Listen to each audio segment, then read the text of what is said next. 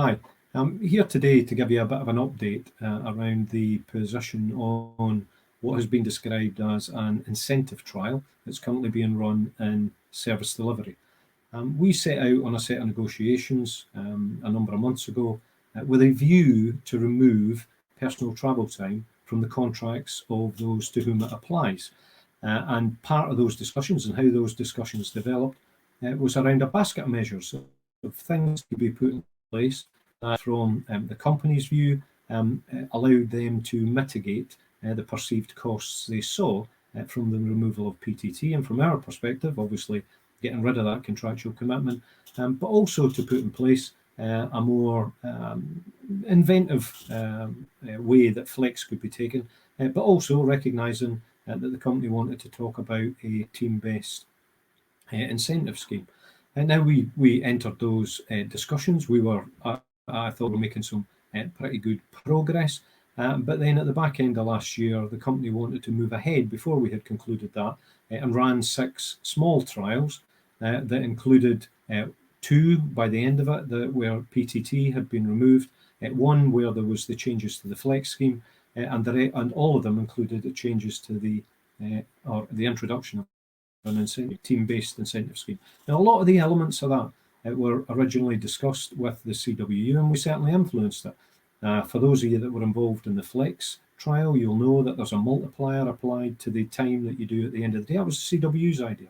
That was the CWU's input to the discussion. So we did start from a position where we wanted to get to a joint outcome. Unfortunately, and it appears to be the way things are at the moment, some senior people get a wee bit impatient that progress is not being made in the way in which they want. And so what they've decided to do is move ahead with the incentives element of it and not the wider PTT or flex changes. Now, I have to make very clear to you that the company have presented to us no evidence or no data that suggests that the areas where the additional flexibility was in place around flex, although those areas where PTT had effectively been removed, that there was any detriment to customer service, that it had made anything any worse. So it has become clear that what the company is after is just rolling out the incentives element of it.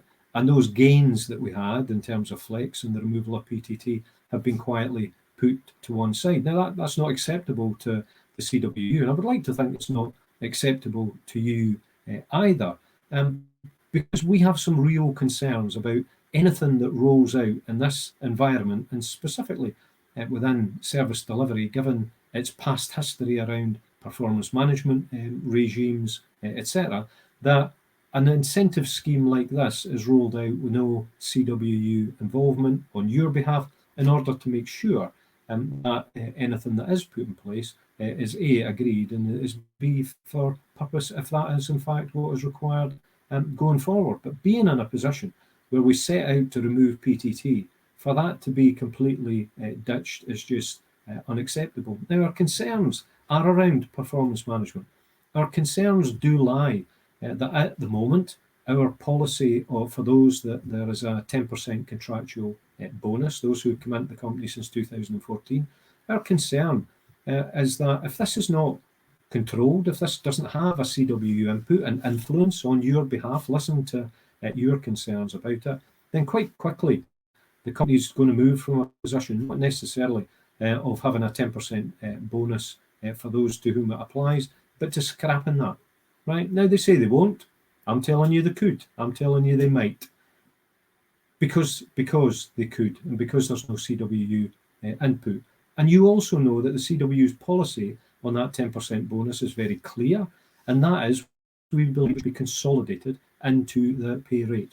Therefore, you benefit through that consolidation in 2 ways. One, through overtime, and more importantly for your future, you actually benefit from a pension point of view. So at this point in time, there is no CWU involvement in moulding this and looking at it.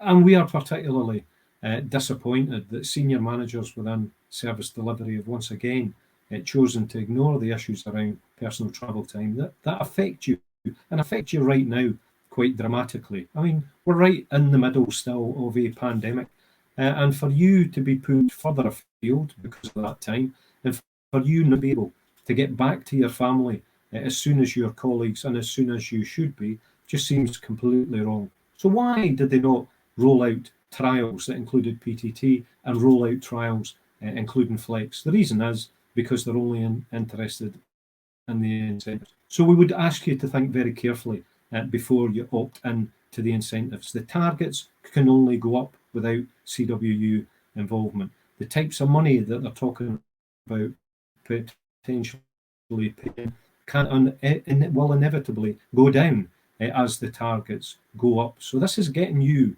potentially into a funnel where you have no or little control over how that is done. So we would ask you very carefully to think about opting in to this trial, and by not opting in, sending a clear message back to the company that what they should be doing is discussing these matters with the CWU.